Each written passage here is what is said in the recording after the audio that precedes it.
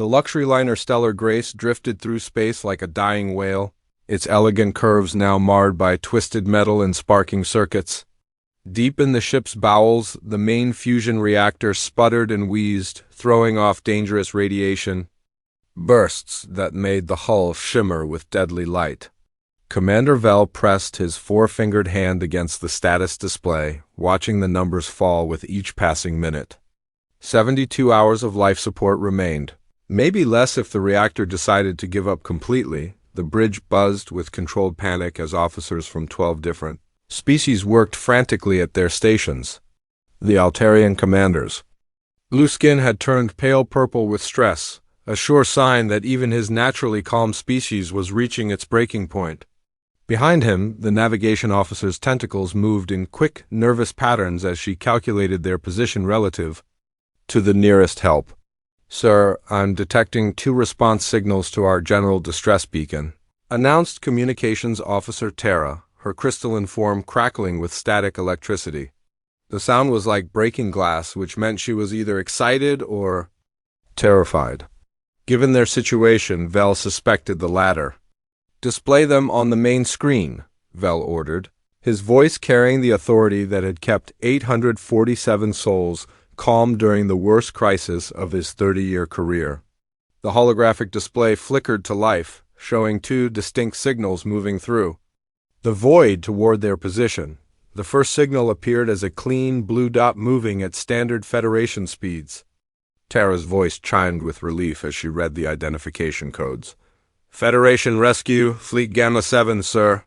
3 heavy cruisers with full medical and engineering support. Estimated arrival time is 74 hours, assuming they maintain. Current velocity." A collective sigh rippled through the bridge crew. 74 hours was cutting it close.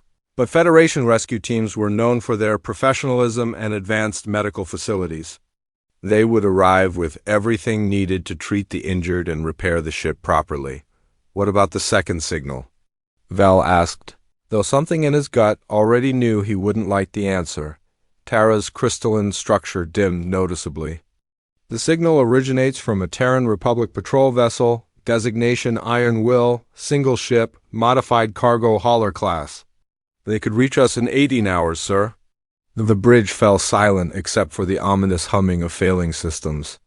Every being present knew what those words meant. Humans, Deathworlders, the nightmare species that came from a planet so hostile it had forged them into living weapons.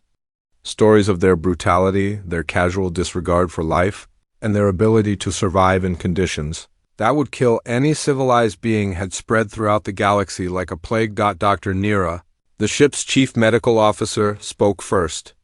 Her voice carried the musical quality of her people, but it trembled with fear. "Commander, surely we can stretch our life support systems. The Keplers are known for their engineering efficiency. Perhaps if we reduced oxygen levels in non-essential areas and moved all passengers to the central decks, we could last another day or 2. Security Chief Rex stepped forward, his massive Proximan frame casting shadows across the navigation console. Unlike the others, his species had actually fought against human forces during the border conflicts 20 years ago. The scars on his armored hide told stories of battles most beings couldn't imagine surviving. "Doctor, with respect, we've already reduced life support to minimum levels. Half the passenger decks are in emergency lockdown due to radiation leaks from the reactor core. We're not lasting another day, let alone 2.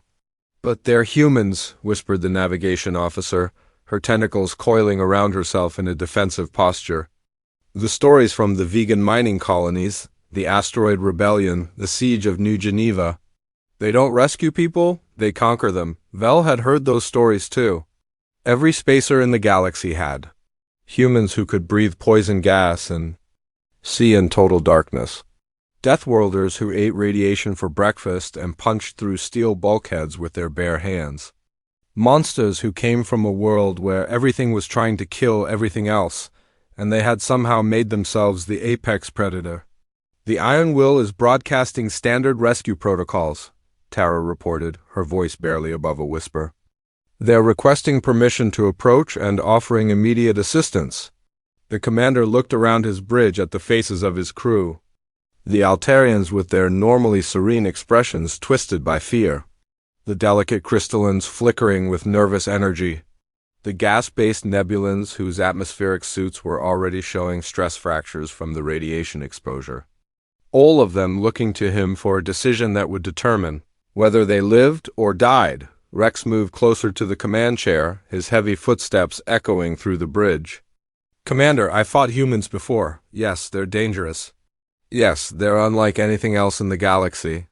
But they follow rules of engagement. They have honor codes.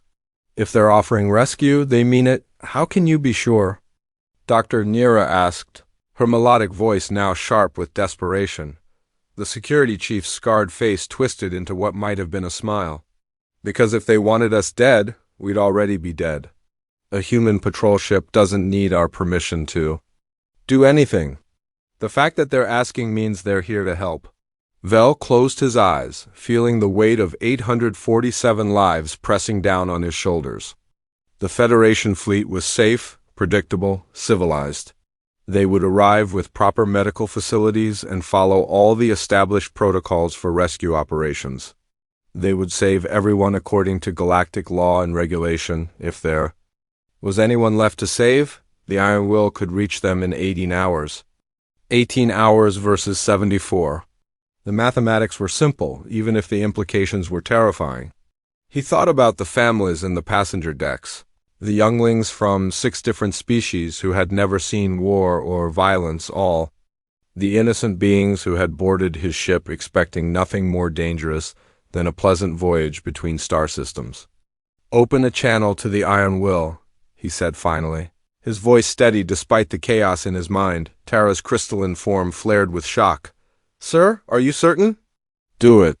The communication array crackled to life, sending their coordinates and passenger manifest to the approaching human vessel. Within moments, a response came back in accented but clear galactic standard. "Stellar Grace, this is Captain Tom Bradley of the Iron Will. We've received your distress signal and are proceeding to your location at maximum velocity. Hold tight. Folks, help is on the way." The voice was calm, professional, almost boring in its normalcy. It sounded nothing like the roaring battle cries or mechanical threats that populated the stories about human Deathworlders. It sounded like someone who had done this before many times and found it routine. As the communication ended, Vel realized that he had just made a decision that would either save them all or doom them to a fate worse than the slow death of life. Support failure. Around him, his crew returned to their duties with the grim determination of beings who had run out of options. In 18 hours, they would learn whether the stories about Deathworlders were true. Tom Bradley had been drinking coffee when the distress signal came through, the bitter taste still lingering on his tongue as he studied the emergency transmission. The Iron Will's small bridge hummed with activity as his crew processed the incoming data about the Stellar Grace's situation. Unlike the spacious, elegant bridges of Federation vessels, this was a working ship's command center, all exposed conduits and practical surfaces designed for efficiency rather than comfort. 847 souls on that ship, reported his communications officer, Pete, a former mining engineer whose hands were permanently stained with metal dust. Multiple species, including some I've never heard of. Reactor failure, life support critical, maybe 3 days before things get really bad. Bradley nodded, already running calculations in his head. The Iron Will wasn't built for rescue operations, but it had been his home for 5 years of frontier patrol duty. He knew exactly what his ship could and couldn't do. "Amy, what's our ETA if we push the engines to redline?" Chief Engineer Amy Torres looked up from her console, her dark hair tied back in the practical ponytail she'd worn since her days in the merchant fleet. 18 hours if we're willing to risk a complete engine rebuild afterward. The old girl can take it, but she won't be happy about it. "Do it," Bradley said without hesitation, "and start prepping for a complex rescue operation. We're looking at nearly 1,000 beings from species we might not have full compatibility data for." The bridge crew sprang into action with the practiced efficiency of people who had worked together through asteroid storms, pirate raids, and equipment failures in the galaxy's most dangerous regions. These weren't career military officers with decades of academy training. They were miners, traders, and mechanics who had found themselves serving on the frontier because someone had to, and the regular Navy couldn't spare the ships. Dr. David Kim emerged from the medical bay, his diagnostic tablet already displaying species compatibility charts. I'm pulling everything we have on non-human physiology from the medical database. Good news is I've treated most of these species before during our diplomatic missions. Bad news is some of them require atmospheric conditions that would kill the others instantly. Solutions? Bradley asked, settling into his command chair as the Iron Will's engines roared to life with the kind of power that would terrify most civilian engineers. I'm setting up separate treatment areas with different atmospheric controls. The cargo bay can be converted into a large-scale triage center, and I'm programming the environmental systems to create zones with different gas mixtures and pressure levels. Amy looked up from her engineering station, wiping grease from her hands with a cloth that had seen better days. Captain, I'm reading their technical specifications. The Stellar Grace is a luxury liner, built for comfort rather than durability.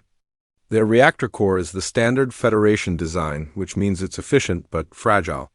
If we're going to stabilize their systems, I'll need to get inside their engineering sections. Radiation levels? Bradley asked. Lethal to most species. After about 10 minutes of exposure. For us, maybe an hour before we start seeing serious cellular damage. Doable if we work fast and take the proper precautions. Bradley nodded, making mental notes about equipment and personnel assignments. The Iron Will carried a crew of 127 humans, all of them adapted to working in conditions that would hospitalize most galactic citizens within minutes. It wasn't because they were particularly brave or foolish. It was simply because Earth had taught them that the universe was a hostile place, and survival meant learning to function in environments that wanted to kill you. What about the towing operation? Asked Navigation Officer Lisa, her fingers dancing over the holographic controls as she calculated approach vectors and docking procedures.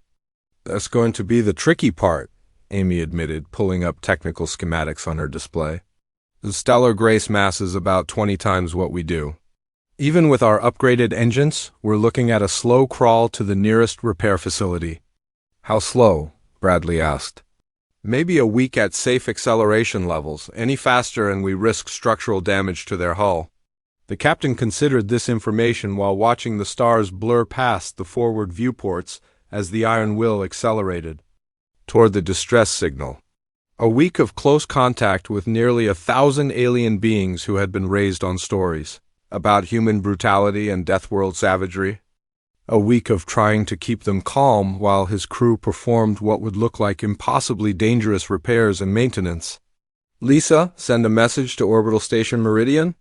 Let them know we're bringing in a disabled luxury liner with multiple species aboard. They'll need to prepare appropriate facilities.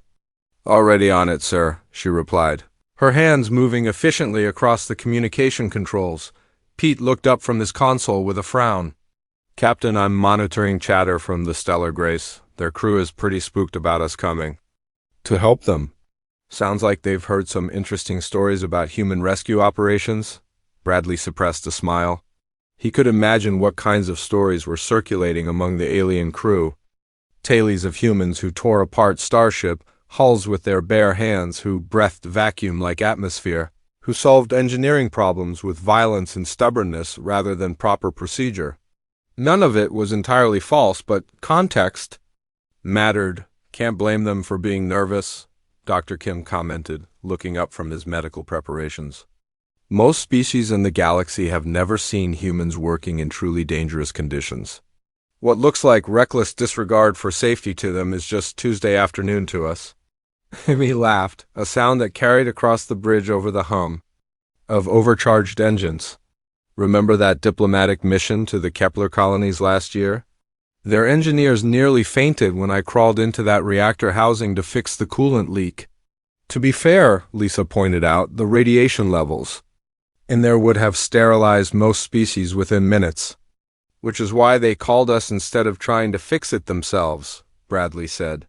Sometimes being from a death world means you're the only one crazy enough to solve the problem. The Iron Will shuddered slightly as Amy pushed the engines beyond their normal operating parameters. The ship's hull groaned under the stress, but held together with the stubborn reliability of human engineering. Unlike the elegant curves and artistic designs favored by most galactic civilizations, human ships were built like the tools they were. All angles and reinforced joints designed to function in the worst possible conditions. 17 hours to intercept, Lisa reported. The Stellar Grace is maintaining stable orbit, but their power readings are continuing to drop.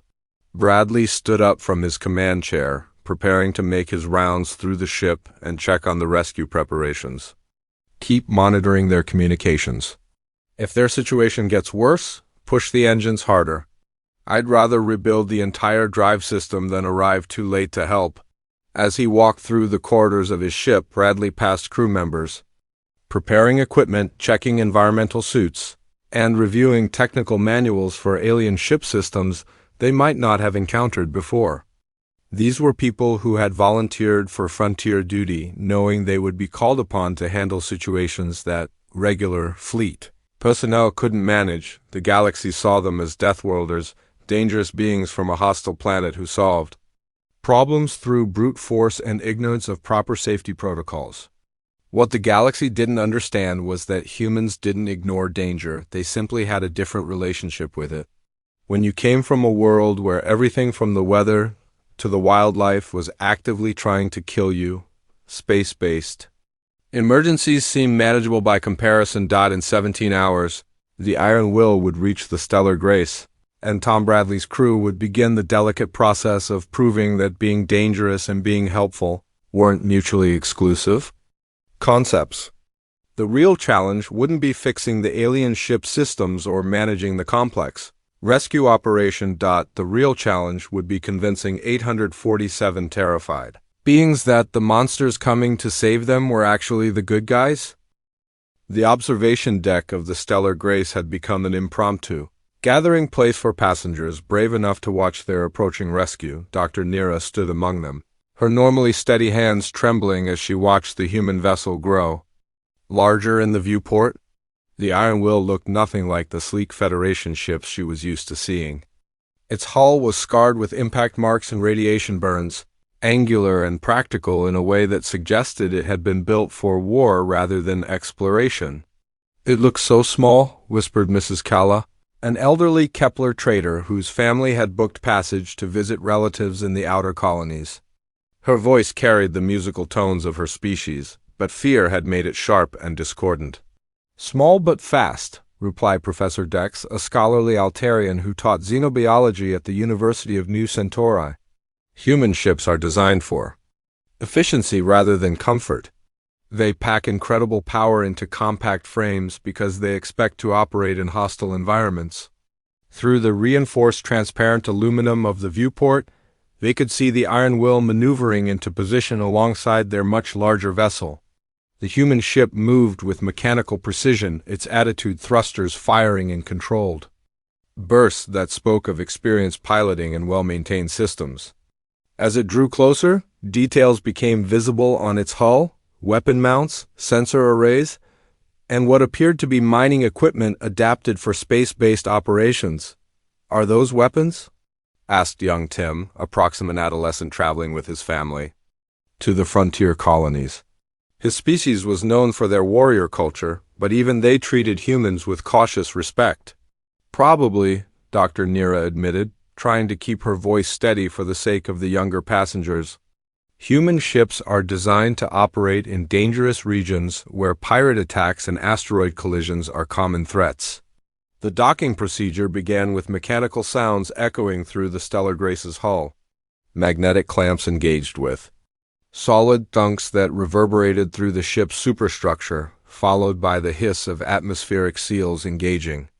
The sounds were different from Federation docking procedures, more forceful and direct. Lacking the gentle precision that civilized species preferred, Commander Vell's voice echoed through the ship's intercom system, his words carefully chosen to avoid panic. "All passengers and crew, Please remain in designated safe areas while our rescue team comes aboard. They will be conducting emergency repairs and may need to access areas throughout the ship. Dr. Nira had positioned herself near the main passenger airlock where she could observe the humans' arrival and provide medical assistance if needed. Around her, dozens of beings from various species had gathered, their natural curiosity overcoming their fear. The anticipation was almost unbearable as they waited for their first glimpse of the legendary Deathworlders. The airlock cycled with a soft chime, and the inner door slid open to reveal three figures in practical work clothes. Dr. Nira had expected. Monsters, beings whose very appearance would justify the terror their species inspired across the galaxy. Instead, she saw relatively small bipeds who looked almost disappointingly normal. Their leader, presumably the captain, stood barely taller than most Altarians and wore a simple blue jumpsuit with captain's insignia. "Good afternoon, folks," the human said, his voice carrying a pleasant accent that Dr. Nira couldn't identify. "I'm Captain Tom Bradley, and this is Chief Engineer Amy Torres and Dr. David Kim. We're here to get you fixed up and safely to port." The casual tone was perhaps more unsettling than roaring threats would have been. These beings had traveled through space at speeds that would tear apart most ships, performed complex docking maneuvers in the gravity well of a dying reactor, and now spoke as if they were discussing routine maintenance rather than a life or death. Rescue Operation. Commander Vell approached the human captain with the formal dignity expected of a luxury liner's commanding officer. "Captain Bradley, welcome aboard the Stellar Grace. I must warn you that our reactor core is highly unstable and radiation levels throughout the engineering sections have reached dangerous levels." Bradley nodded, pulling a small device from his pocket and checking its readings. "Yeah, we're reading about 15 rads per hour in the forward sections, climbing toward 30 near the reactor core. Manageable, but we'll want to work quickly." The casual way he discussed radiation levels that would kill most beings within hours sent a chill through the assembled passengers. Dr. Nira watched as the human engineer, Amy Torres, consulted a tablet and began discussing technical specifications with Commander Vell's chief engineer. Her manner was professional and competent, but she spoke about entering radioactive compartments the way most people discussed taking a walk in the park. "Dr. Kim," Dr. Nira found herself saying, stepping forward, before she could reconsider. "I'm Dr. Nira, Chief Medical Officer. If you need assistance with treating our wounded, I have full medical files for all species aboard." The human doctor smiled, and Dr. Nira was surprised by how genuine it appeared. "That would be incredibly helpful, Dr. Nira. I've treated most of your species before, but having current medical records will make everything go much smoother." As they spoke, more humans began arriving through the airlock, carrying equipment and tools that looked somehow both primitive and advanced. Their movements were efficient and purposeful, lacking the careful deliberation that most species employed when working in dangerous conditions. They split into teams without apparent discussion, some heading toward the engineering sections while others began setting up what appeared to be medical equipment in the passenger areas. "They're so casual about it," whispered Professor Dex to a small group of passengers watching the operation. "Look at how they move through areas our own crew marked as hazardous. It's like they don't understand the danger." Dr. Nira was beginning to suspect that the humans understood the danger perfectly. Well, they simply had a different definition of what constituted an acceptable risk. She watched as Dr. Kim began setting up medical stations with practiced efficiency, his hands moving quickly but carefully as he arranged equipment designed to treat multiple species with conflicting physiological requirements. "Dr. Nira," the human doctor said, looking up from his work, "I'm going to need to check on some of your more seriously injured passengers. Our medical sensors indicate several beings with radiation poisoning and impact injuries from when your ship lost artificial gravity." She nodded, leading him toward the medical bay where her most critical patients were housed. As they walked through the corridors, she noticed how the human moved through areas where radiation warnings flashed red, apparently unconcerned by exposure levels that had forced her to limit her own time in these sections. "Doesn't the radiation concern you?" she asked, unable to contain her curiosity. Dr. Kim glanced at the dosimeter on his belt and shrugged. We're getting maybe 25 rads per hour in this section. Uncomfortable for extended exposure, but manageable for the time we need to work. My species evolved on a planet with a damaged ozone layer and high background radiation. We're pretty resistant to this kind of exposure. The casual admission that humans lived on a world so hostile it had damaged the very atmosphere was somehow more terrifying than any of the stories about their violence or aggression. Dr. Nira began to understand that the humans weren't ignoring the dangers aboard the Stellar Grace. They were simply operating within parameters that would be fatal to most other species. In the medical bay, she watched as Dr. Kim examined her patients with gentle competence, his hands steady as he worked with beings whose physiology was completely unlike his own. He treated an injured crystalline whose body structure was so delicate that most doctors needed special equipment just to touch them safely. He administered medication to gaseous beings whose atmospheric requirements were toxic to most solid matter species, apparently unaffected by their poisonous exhalations. How is this possible? Dr. Nira asked as she watched him work. Practice, Dr. Kim replied simply. When you work the frontier regions, you encounter every species in the galaxy eventually. You learn to adapt your techniques or people die. It's that simple. As the rescue operation continued around them, Dr. Nira began to realize that her preconceptions about Deathworlders had been fundamentally wrong. The humans weren't dangerous because they brought destruction with them. They were dangerous because they came from a world so hostile that they had learned to function in conditions that would kill anyone else. And right now, that made them the only people in the galaxy capable of saving everyone aboard the Stellar Grace.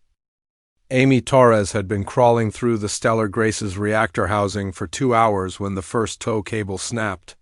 The sound echoed through both ships like a gunshot, followed by the groaning of stressed metal as the Iron Will's engines struggled to maintain their grip on the massive luxury liner. Through her earpiece, she heard Captain Bradley's calm voice reporting the situation to both crews. Cable failure on the primary attachment point. We're holding position on the secondary cables, but they won't take this kind of stress for long. Amy wiped sweat from her forehead, leaving a streak of grease across her skin as she considered their options. The reactor core around her hummed with barely contained energy, its radiation output climbing steadily as the containment systems continued to fail. Her dosimeter had been clicking steadily for the past hour, indicating exposure levels that would have killed most of the Stellar Grace's crew within minutes. Captain, I need another 30 minutes to stabilize this reactor, she reported, her voice echoing strangely in the confined space. If we lose main power now, we'll have cascading failures throughout both ships. Understood. Do what you need to do. Through the hull, Amy could feel the vibrations as her crewmates began emergency repairs on the tow cable system. The work would have to be done in open space and the radiation field being generated by both ships, damaged systems, and the nearby pulsar that had caused their problems in the first place. It was the kind of job that required someone comfortable working in an environment that was actively trying to kill them. In other words, it was a job for humans. Commander Vell's voice crackled through the ship's communication system, speaking to his passengers in the soothing tones that luxury liner officers were trained to use during emergencies. Ladies and gentlemen, we're experiencing some minor technical difficulties with our tow configuration. Please remain calm while our rescue team makes the necessary adjustments. Amy almost smiled at the diplomatic language. Minor technical difficulties was certainly one way to describe the fact that they were drifting in a radiation field strong enough to sterilize planets, held together by cables that were failing one by one under gravitational stresses that no engineer had ever designed for. Her portable scanner beeped as she located the primary cause of the reactor instability. A coolant coupling had been damaged during the initial crisis, causing a cascade of system failures that were slowly building toward a complete meltdown. The repair required getting her hands into spaces that were tight even for someone of her relatively small size. working with tools and temperatures that fluctuated between freezing and scalding, depending on which system was cycling at any given moment. "Dr. Kim, how are our patients holding up?" She heard Captain Bradley ask over the communication channel. "Stable for now, but I've got 17 beings with radiation exposure symptoms. Nothing immediately life-threatening, but they need proper medical facilities soon." Amy redoubled her efforts, knowing that every minute they spent in this radiation field was another minute of exposure for beings whose species had never evolved the resistance that humans took for granted. Her hands moved with practiced efficiency as she rerouted power conduits and replaced damaged components with spare parts from the Iron Will's engineering stores. The work was dangerous, requiring her to reach into systems that were still operating at full power while radiation levels climbed steadily around her. But danger was relative. Compared to the mining operations she had worked in the asteroid belts, or the reactor maintenance she had performed on colony ships in uncharted systems, this was just another day at the office. Through the hull, she could hear the sound of magnetic boots on metal as her crewmates worked to install new tow cables. The external vehicular activity team was led by Pete Morrison, a former asteroid miner who had spent more time in spacesuits than most people spent in their own clothes. The radiation levels outside the ship would cook most beings instantly, but Pete and his team moved through the environment with the casual competence of people who had learned to work in conditions that existed nowhere else in the galaxy except around human operations. "New cables are in place," Pete reported, his voice carrying the slight breathlessness that came from working in a spacesuit for extended periods. "We're seeing some gravitational stress from that pulsar, but the new attachment points should hold." Amy finished her work on the reactor core just as her dosimeter began emitting the rapid beeping that indicated dangerous exposure levels. She had maybe 10 more minutes before radiation sickness became a serious concern, even for someone with her species' natural resistance. Time enough to finish the essential repairs and get back to areas where the shielding was more effective. As she crawled back through the maintenance tunnels, Amy could hear conversations from the passenger areas where Dr. Kim was treating the most seriously affected beings. The voices were a mixture of musical tones, harmonic vibrations, and atmospheric disturbances that represented 12 different species, all trying to understand what was happening to them. "The human doctor moves through areas that should kill him," she heard one passenger say in accented Galactic standard. "He treated Mrs. Zara in the radiation isolation ward without even wearing protective equipment." "Their engineer has been inside the reactor core for hours," another voice added. "Our own engineering staff said those areas were uninhabitable." Amy emerged from the maintenance tunnel to find a small group of alien passengers watching her with expressions that mixed fascination with terror. Her jumpsuit was stained with coolant. Her exposed skin showed the slight reddening that indicated radiation exposure, and her hair was plastered to her head with sweat. She probably looked exactly like the kind of dangerous Deathworlder that populated their nightmares. "Reactor's stable," she announced to Captain Bradley over her communicator. "We should have enough power to maintain life support and basic systems until we reach port." One of the passengers, an elderly Kepler whose crystalline structure was flickering with nervous energy, stepped forward hesitantly. "Young woman, are you injured? You appear to have been exposed to dangerous levels of radiation." Amy looked down at her reddened skin and shrugged. "Nothing serious. I'll be fine in a day or two once my system processes the exposure. My species has pretty good natural repair mechanisms for this kind of damage." A casual admission that she had deliberately exposed herself to radiation levels that would be fatal to most species, and expected to recover naturally, sent a visible shudder through the assembled aliens. Amy realized that her matter-of-fact attitude toward mortal danger was probably more unsettling than dramatic displays of toughness would have been. "The important thing is that your ship is stable," she continued, trying to sound reassuring. "We'll have you safely docked at Orbital Station Meridian within the week." As she headed toward the Iron Will to check on the tow cable repairs, Amy passed through the passenger areas where her crewmates were helping with evacuation procedures and medical treatment. The scene was surreal, humans moving casually through areas marked with radiation warnings and atmospheric hazard signs, working alongside alien crew members, who could only enter the same spaces wearing full environmental protection, the passengers. Watched these interactions with growing amazement. They had expected monsters, beings whose reputation for violence and destruction was matched by their appearance. Instead, they saw competent professionals who happened to be capable of surviving in conditions that would kill anyone else. Dr. Kim looked up from treating a young Proximan with radiation burns, his hands steady as he administered medication, designed for a species whose biochemistry was completely unlike his own. "Amy, how long until we're clear of this radiation field?" 6 hours at current velocity, she replied, checking her scanner readings. The pulsar's output is actually decreasing, so exposure levels should drop steadily as we move away. She didn't mention that decreasing radiation levels would still be lethal to most species for several more days. There was no point in frightening people with information they couldn't use. The humans would continue working in whatever conditions existed, and the alien passengers would remain in the shielded areas where they could survive. It was, Amy reflected, a perfect example of why humans had ended up as the galaxy's emergency responders. Not because they sought out danger or enjoyed violence, but because they came from a world so hostile that they could function normally in conditions that represented mortal peril to everyone else. As the Iron Will resumed towing the Stellar Grace toward safety, Amy began planning the maintenance work that would be needed once they reached port. It would be routine work compared to what they had just accomplished, but she knew that the alien passengers would remember this rescue for the rest of their lives. They had learned that Deathworlders weren't the monsters of their nightmares.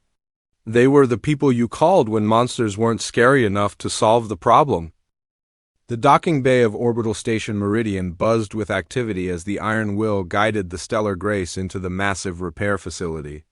News of the rescue had spread throughout the station's diverse population, and beings from dozens of species had gathered to witness the arrival of nearly 1,000 survivors who had been saved by the galaxy's most feared Deathworlders. Dr. Nira stood at the observation window of the passenger lounge, watching as the station's docking arms extended to secure both vessels. After 6 days of travel through space, seeing the familiar lights and orderly structure of a major orbital facility felt like awakening from a nightmare. Around her, fellow passengers pressed against the windows, many of them speaking in hushed tones about their experiences during the rescue operation. "I still can't believe they saved us," whispered Mrs. Calla, the elderly Kepler trader whose family had been among the most frightened when the humans first arrived. "All those stories we heard about Deathworlders, and they turned out to be the gentlest rescuers imaginable." Professor Dex nodded, his scholarly mind already working to process the implications of what they had witnessed. "I think we've been fundamentally misunderstanding what it means to be a Deathworlder. We assumed it meant they brought death with them. In reality, it means they've learned to function in conditions where death is a constant presence. Through the station's communication system, they could hear the controlled chaos of a major rescue operation. Medical teams were preparing to receive passengers with various forms of radiation exposure. Engineering crews were getting ready to begin repairs on the Stellar Grace's damaged systems.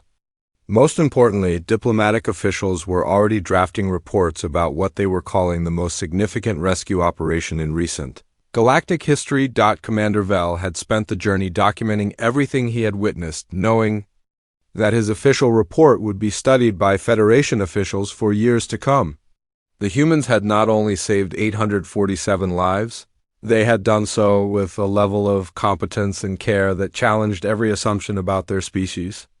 His crew had watched human engineers work in conditions that should have killed them, seen human doctors treat alien patients with gentle expertise, and observed human officers maintain perfect discipline throughout an operation that would have broken most civilized crews, the docking procedure completed with the mechanical precision that characterized all human operations.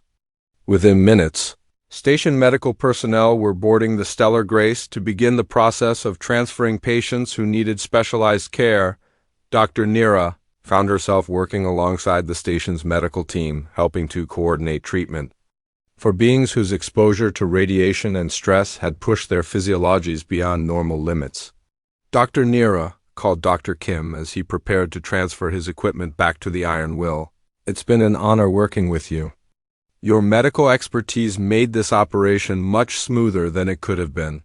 She looked at the human doctor who had spent 6 days treating patients in conditions that should have killed him, maintaining perfect bedside manner while working in radiation fields that forced her own species to use remote diagnostic equipment. "Dr. Kim, I must ask you something that's been troubling me since this began. How do you do it? How do you function normally in conditions that would be immediately fatal to most species?" Dr. Kim paused in his packing, considering the question with the seriousness it deserved. "I suppose it comes down to perspective, Dr. Nira. Earth taught us that the universe is inherently hostile.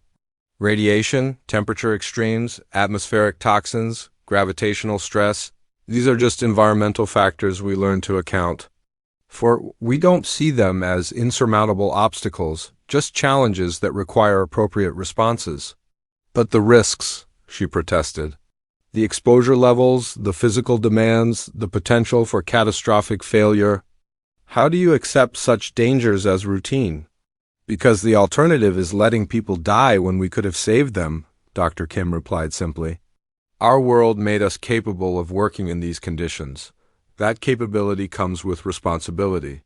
The conversation was interrupted by an announcement over the station's communication system.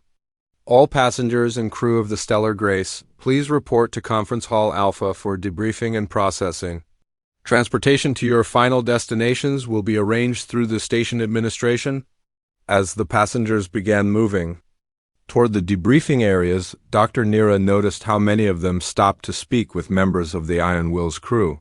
The same beings who had been terrified by the prospect of human rescue were now expressing gratitude to the people who had saved their lives. Children from multiple species clustered around Amy Torres, asking questions about her work in the reactor core. Elderly passengers sought out Captain Bradley to thank him for his crew's professionalism and care. The debriefing session became an impromptu celebration as passenger after passenger recounted their experiences during the rescue. Professor Dex had already begun drafting academic papers about human capabilities in extreme environments. The Proximate Security Chief Rex was recommending changes to Federation emergency protocols based on what he had observed of human rescue techniques. Even the most cautious passengers were reconsidering their assumptions about Deathworld species. "Ladies and gentlemen," Commander Vell announced as the formal debriefing concluded, "I want to personally thank Captain Bradley and the crew of the Iron Will for their extraordinary service. They have demonstrated that the term Deathworlder says more about capability than character, and I will be recommending to Federation Command that human vessels be included in all future emergency response protocols." The announcement drew applause from the assembled passengers, but Captain Bradley seemed almost embarrassed by the attention. "We just did what anyone would do when they received a distress call," he said simply. "It's part of the job." As the passengers began dispersing to continue their journeys, Dr. Nira found herself thinking about the implications of what they had experienced. The rescue of the Stellar Grace would become a case study in interspecies cooperation, but more importantly, it would change how the galaxy viewed humanity. The stories that emerged from this incident would spread through trade networks and diplomatic channels, carrying a new understanding of what Deathworlders really represented. 3 weeks later, Dr. Nira was back at her home medical facility on Kepler Prime when she received an emergency communication from the Galactic Medical Council. A research station in the Vega system had suffered a reactor breach and was requesting immediate assistance. The station housed representatives from 18 different species, and the environmental conditions following the accident were beyond the survival capabilities of most rescue teams. "Dr. Nira," the council representative explained, "we're assembling a joint rescue operation with multiple species contributing their specialized capabilities.